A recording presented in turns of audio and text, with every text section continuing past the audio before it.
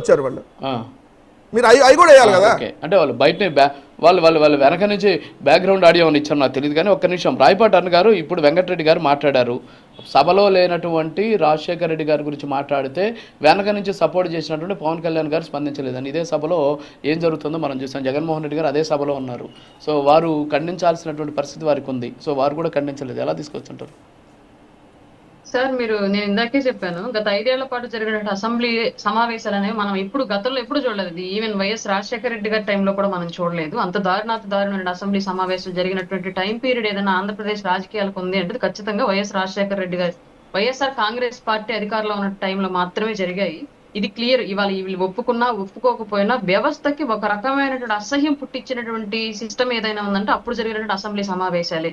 దాంట్లో భాగంగా ఇప్పుడు అంటున్నారు గంట అని చెప్పేసి మాట్లాడారు, దాని తర్వాత ఇలా మాట్లాడారని చెప్పేసి అంటున్నారు. సార్, అక్కడ పూర్తిగా రాజకీయాలకు సంబంధం లేనటువంటి ఒక మహిళను తీసుకొచ్చి వ్యక్తిగతంగా హన్నానికి పాల్పడి వాళ్ళని మానసికంగా కుంగతీయాలన్నటువంటి చేసినటువంటి ప్రయత్నము అక్కడ గంట అనేది ఆల్రెడీ జరిగినటువంటి ఉదంతం బయట జరిగింది. దానికి సంబంధించి మీడియాలో ట్రోల్ అయింది.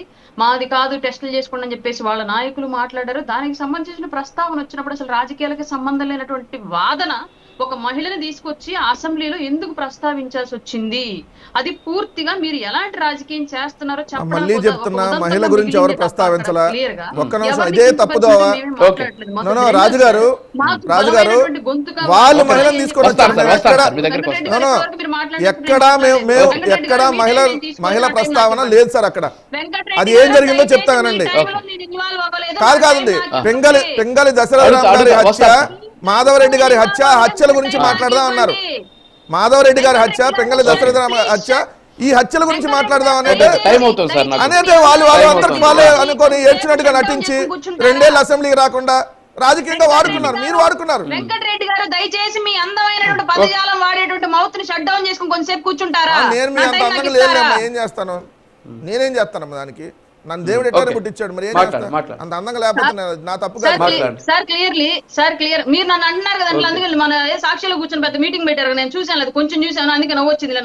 నా గురించి మాట్లాడుతుంటే అందుకని వదిలేసాను. దాని సగం నేను ఏం మాట్లాడలేదు, మిమ్మల్ని అది మైండ్ లో పెట్టుకుని మాట్లాడలేదు, జస్ట్ అన్నాను, అంత వదిలేసేయండి. ఇంకోటి సార్, ఇప్పుడు ఈయన బలమైన గొంతుగా మేము ఉండాలి అంటే మాకు ముఖ్యమంత్రి గారికి ఎంత టైం ఇచ్చారో మాకు అంత టైం ఇవ్వాలి కదా. అంటే మేము ప్రజాస్వామ్య విలువలను గౌరవించేటువంటి వాళ్ళం. మీకు ప్రజలే ఆ అర్హత, ఆ అవకాశం ఇవ్వలేదు.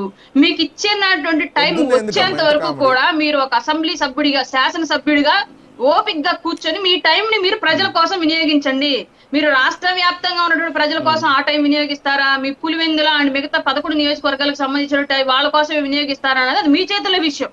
ఇవాళ మీరు చేస్తేనో, మీరు క్వశ్చన్ చేస్తేనో ప్రభుత్వం పనిచేసే సిచ్యువేషన్ లేదు. కానీ ఎప్పుడూ కూడా అధికార పక్షానికి ఏకపక్షంగా నిర్ణయాలు తీసుకునేటువంటి అవకాశం ఉండకూడదు. ఖచ్చితంగా దాని మీద ఎక్కడో ఒక చోట పాయింట్ అవుట్ అనేది జరగాలి, సరైన పద్ధతిలో వెళ్ళనప్పుడు.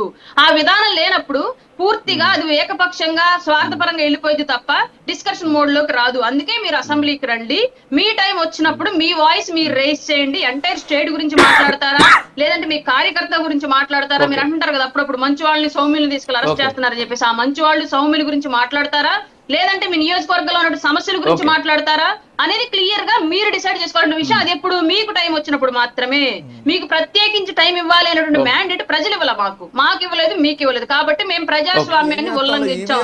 మీకున్న సమయంలో మాత్రం మీరు వినియోగించుకోండి.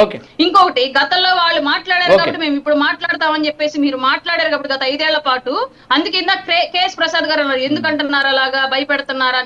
మేము అది భయపడలేదు సార్. గత 5 ఏళ్ల పాటు ఏ పదజాలను అయితే మీరు వాడి అసెంబ్లీలో ఇట్లా అపహాస్యానికి గురి చేశారో అలాంటి పదజాలం ఇవాళ మీకోసం మేము వాడతామని మీరు ఏమైనా భయపడుతున్నారేమో అసెంబ్లీ రావడానికి. మేము అలా వాడము, మీరు రండి అని చెప్పేసి క్లియర్ గా చెప్తున్నారు. గౌరవ మర్యాదలకు ఎక్కడ లోపం జరగదు. అలాగే నిన్న పర్టికులర్ గా 2 పార్టీలకు సంబంధించిన ఎమ్మెల్యేలకు ఇచ్చినటువంటి సంకేతాలు కూడా ఏంటి అంటే, వాళ్ళు రెచ్చగొట్టాలని చూసినా, వాళ్ళు రసాభాస చెయ్యాలని చూసినా మీరు ఎట్టి పరిస్థితుల్లో కూడా లైన్ దాటకూడదు, రసాభాసకు వెళ్ళకూడదు. ప్రజాస్వామ్యబద్ధంగా అక్కడ డిస్కషన్ ఉండాలి, ప్రజల కోసం డిస్కషన్ ఉండాలి తప్ప వ్యక్తిగత విషయాల జోలికి వెళ్ళనే కూడదని చెప్పేసి క్లియర్ గా ఇన్స్ట్రక్షన్స్ ఇచ్చారు. గత 5 ఏళ్ల పాటు ఇలాంటి ఇన్స్ట్రక్షన్స్ మీరు ఇందాకన్నారు, సింగిల్ గా వచ్చామని చెప్పేసి. సింగిల్ గా వచ్చినటువంటి ఆ ముఖ్యమంత్రి ఏ రోజైనా వాళ్ళ శాసనసభ్యులకు అలాంటి ఇన్స్ట్రక్షన్స్ ఇచ్చి అసెంబ్లీలో కూర్చోబెట్టాడా?